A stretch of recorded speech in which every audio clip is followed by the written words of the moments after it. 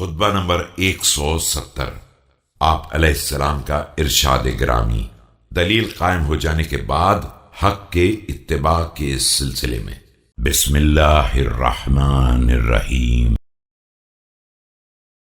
وقد أرسله قوم من أهل البصرة لما قرب عليه السلام منها ليعلم لهم منه حقيقة حاله مع أصحاب الجمل لتزول الشبهة من نفوسهم۔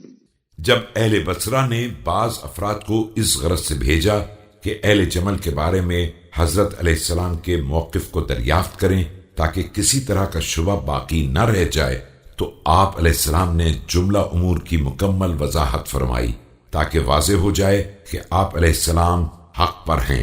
فبين له عليه السلام من أمره معهم ما علم به أنه على الحق، ثم قال له بايع، فقال إني رسول قوم ولا أحدث حدثا حتى أرجع إليهم۔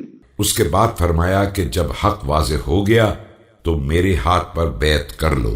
اس نے کہا کہ میں ایک قوم کا نمائندہ ہوں اور ان کی طرف رجوع کیے بغیر کوئی اقدام نہیں کر سکتا ہوں۔ فقال عليه السلام أرأيت لو أن الذين وراءك بعثوك رائدا تبتغي لهم مساقط الغيث فرجعت إليهم وأخبرتهم عن الكلاء والماء فخالفوا إلى المعاطش والمجادب ما كنت صانعا؟ فرمایا کہ تمہارا کیا خیال ہے اگر اس قوم نے تمہیں نمائندہ بنا کر بھیجا ہو تاکہ جاؤ تلاش کرو جہاں بارش ہوئی ہو اور پانی کی کوئی سبیل ہو، اور تم واپس جا کر پانی اور سبزے کی خبر دیتے، اور وہ لوگ تمہاری مخالفت کر کے ایسی جگہ کا انتخاب کرتے جہاں پانی کا قحط اور خشک سالی کا دور دورہ ہو، تو اس وقت تمہارا اقدام کیا ہوتا؟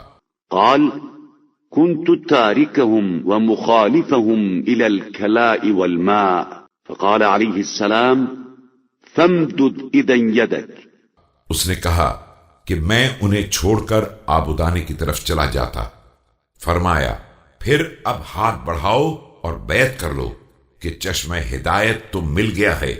فقال الرجل فوالله ما استطعت أن أمتنع عند قيام الحجة علي، فبايعته عليه السلام والرجل يعرف بكليب الجرم۔